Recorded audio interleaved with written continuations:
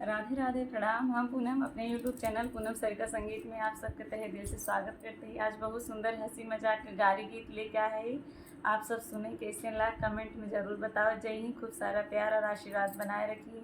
Video ज़्यादा से ज़्यादा शेयर कर चाहिए आप सब और वीडियो को फुल वॉच करना चाहिए आप सब। जब तक फुल वॉच न कर जब तब तक आनंद ना आए। हाँ, आनंद उठावे तो लास्ट फुल वॉच बहुत मजा आए लास्ट में सुन जब। कुर्सी कुर्सी जिनकर समधी कुर्सी के महंगाई बा। कुर्सी कुर्सी जिनकर समधी कुर्सी के महंगाई बा।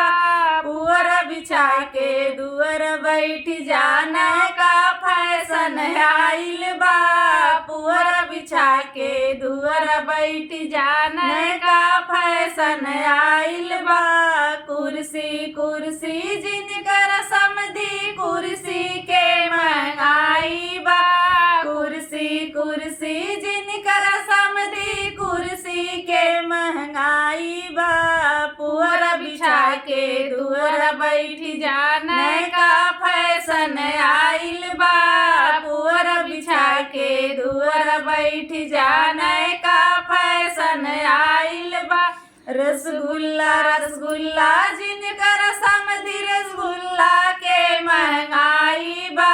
रसगुल्ला रसगुल्ला जिनकर समधी रसगुल्ला के महंगाई बा। दोना चाट के जियर बुझाइला नैका फैशन आइल बा। दोना चाट के जियर बुझाइला नैका फैशन आइल बा। रसगुल्ला रसगुल्ला जिनकर अगुआ रसगुल्ला के महंगाई बा। रसगुल्ला रसगुल्ला जिनकर अगुआ रसगुल्ला के महंगाई बा। दोना चाट के जियर बुझाइला नैका फैशन आइल बा। दोना चाट के जियर बुझाइला नैका फैशन आइल बा। खाना खाना जिनकर दुल्हे खाना के महंगाई बा। खाना खाना जिनकर दुल्हे खाना के महंगाई बा। पत्तल चाट के जियर बुझाइला नैका फैशन आइल बा। पत्तल चाट के जियर बुझाइला नैका फैशन आइल बा।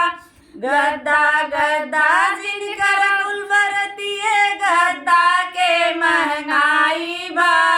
गद्दा गद्दा जिनकर कुलवरतिए गद्दा के महंगाई बा। चप्पल निकाल के दुअर बैठ जाने का फैशन आइल बा। चप्पल निकाल के दुअर बैठ